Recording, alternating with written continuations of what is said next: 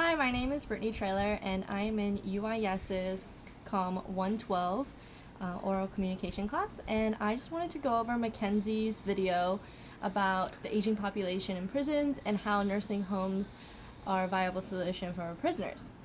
However, I disagree with her, and I do not think that nursing homes is a viable solution and that we need to look at other alternatives.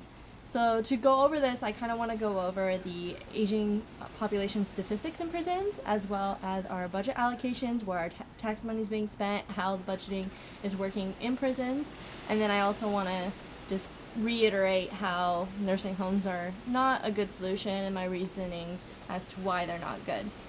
So first, I want to go over the statistics. And so back last year in 2014, inmates 55 and older accounted for 10.6% of the population, and that's an increase from 6.4% in 2000.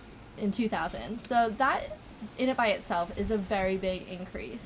And by 2030, we're looking at the aging population to grow and increase by 400,000 people, and that's an increase of 4,400%. Since 1981. So in it by itself, you can see statistically the aging population is going to increase, and we need to look for solutions to accommodate the elderly who are in prison. And the reason why we need to find alternatives for this is because as we drive the cost of healthcare up in prisons, that's going to counteract with how we are using our tax monies, and more of our taxes are going to be sent towards prisons. And with that being said, I want to go over the current budgeting situation for prisoners.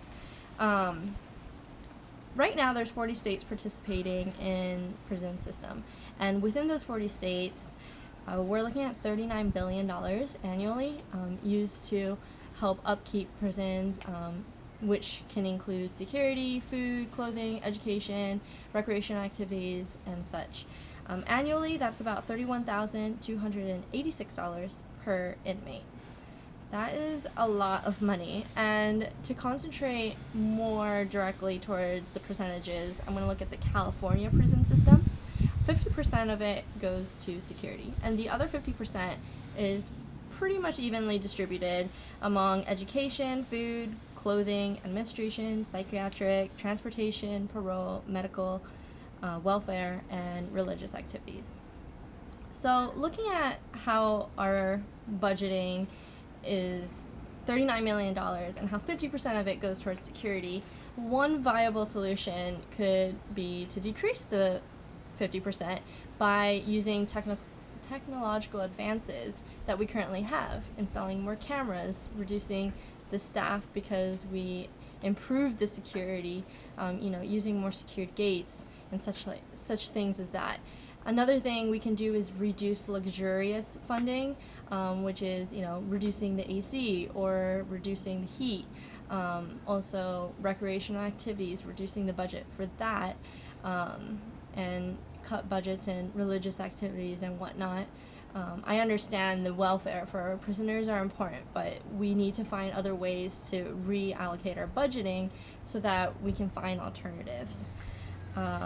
And the reason why we need to find alternatives is because the current idea of using nursing homes for prisoners is not a viable solution.